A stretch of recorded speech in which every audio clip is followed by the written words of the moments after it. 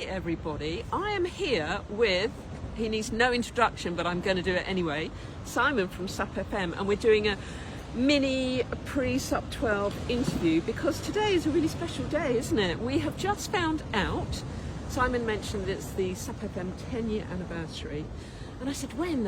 It's really important to know the date.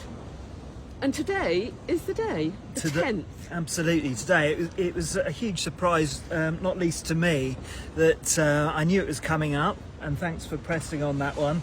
But yeah, it's 10 years since me and Nick, my previous oppo at the SUPfm Podcast, released our first episode. So if anyone's interested in listening to that original episode, please don't.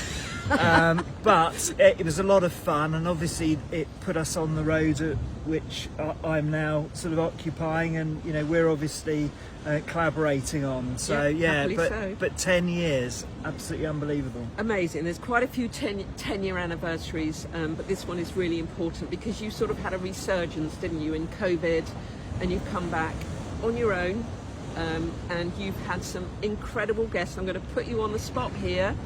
Favourites? Oh, well, that would be too much for all of our guests, but I've got to say that the one interview that I really enjoyed was with Bart Svart.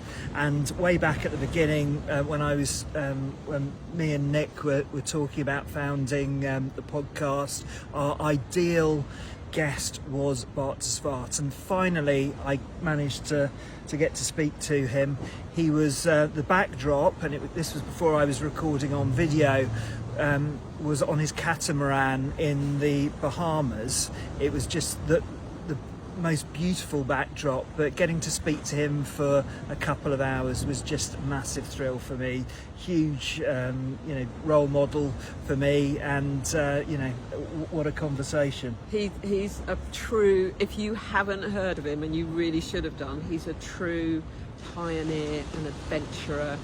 He's a huge part of the Starboard family, isn't he? And he's just an utter legend. Some of the challenges and races that he's done are amazing. Absolutely, and there were some really key learnings that I got from him, and also that stood out from chats with people like Michael Booth, which is all about being flexible in your paddling, being able to embrace whatever conditions affect you, and his training was all done pretty much in upwind conditions, and therefore the fact that he's a multiple winner of 11 cities was all down to that. It's about embracing discomfort, and that was one of the key things that came out of the interview with him. If you can go out when it's absolutely blowing a hoolie, obviously safely, and being able to cope with those conditions, then you can cope with anything. Yes, because come race day, you're not going to get those perfect conditions. We got a beer because we should celebrate. Yeah. And I love what you do, Simon. I'm a big fan. And many congratulations on your 10-year anniversary, and here's to many more years and many more collaborations. So cheers, Fantastic. my darling. Cheers. Well done. Thank you.